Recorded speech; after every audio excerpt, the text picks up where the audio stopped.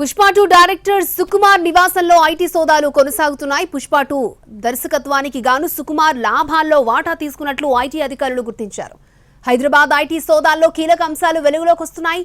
మైత్రి movie makers నిర్వాహకులు రవిశంకర్, నవీన్లను విచారించింది ఐటీ.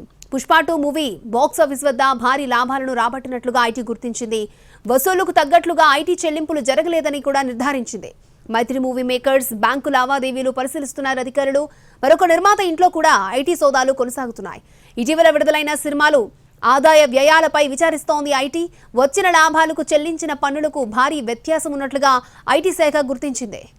పుష్ప 2 డైరెక్టర్ సుకుమార్ నివాసంలో ఐటీ సోదాలు కొనసాగుతున్నాయి. పుష్ప 2 దర్శకత్వానికి గాను సుకుమార్ లాభాల్లో వాటా తీసుకున్నట్లుగా ఐటీ అధికారులు గుర్తించారు. అలాగే పుష్ప 2 పాన్ ఇండియా హిట్ అయిన విషయం తెలిసిందే. అధిక లాభాలు కూడా వచ్చాయి. అయితే లాభాలకు తగ్గట్లుగా ట్యాక్సులు కట్టారా లేదా అనే దాని మీద విచారణ చేపడుతూ ఉన్నారు. మరొక నిర్మాత ఇంట్లో కూడా సోదాలు జరుగుతున్నట్లు తెలుస్తోంది. రైట్, లేటెస్ట్ అప్డేట్స్ అందించడానికి మా crime input editor Ramesh Vaitla సిద్ధంగా ఉన్నారు. రమేష్ వైట్ల,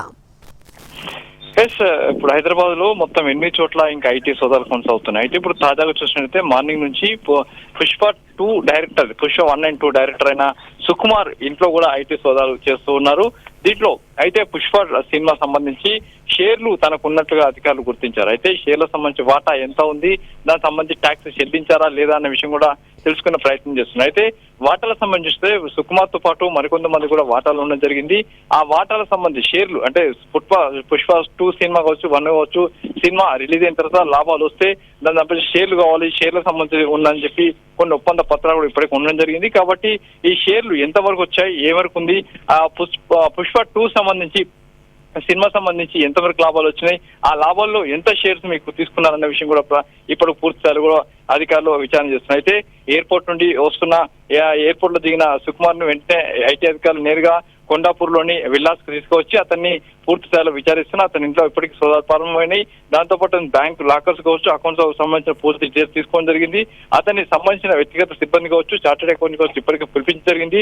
పుష్ప 2 సంబంధించి లాభాలు పెద్ద ఎత్తున 1800 కోట్ల రూపాయలు బిజినెస్ చేసింది ఇప్పటికీ అధికారులు ప్రకటించున్నారు.